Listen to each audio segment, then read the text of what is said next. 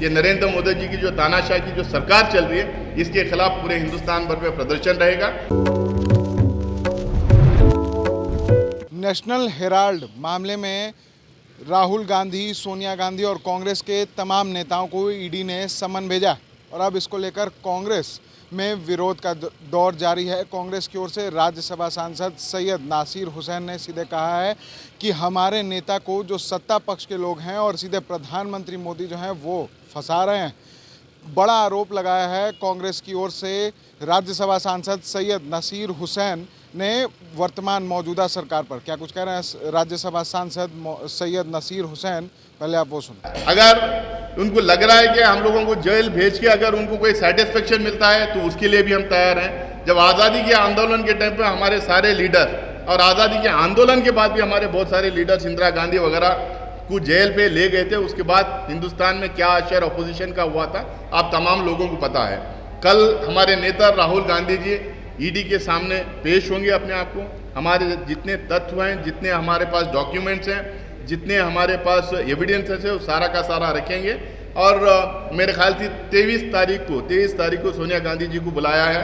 जब भी सोनिया गांधी जी वहाँ पे उनके सामने अपीयर होंगे और सारे तत्व वहाँ पे रखेंगे, सारे एविडेंसेस उनके सामने रखेंगे।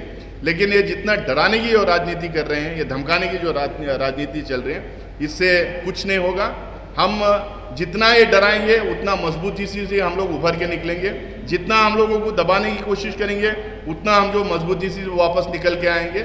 और सारे कांग्रेस जन पूरे हिंदुस्तान में कल सारे स्टेट कैपिटल सड़कों पे रहेंगे। ये जो तानाशाही चल रही है, ये नरेंद्र मोदी जी की जो तानाशाही की जो सरकार चल रही है, इसके खिलाफ पूरे हिंदुस्तान भर में प्रदर्शन रहेगा।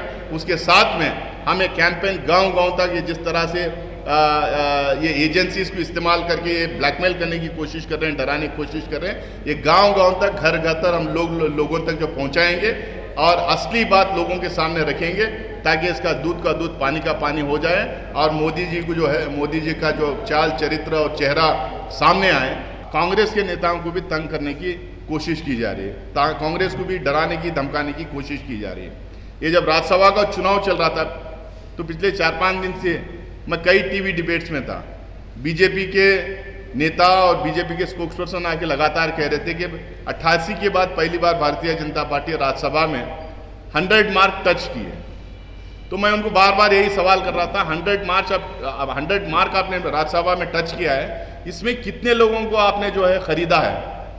वो टीडीपी के 3-4 लोगों को जो भाजपा में इन्होंने जमाया था, उनके खिलाफ केसेस थे, वो केसेस क्यों आज उठ नहीं रहे?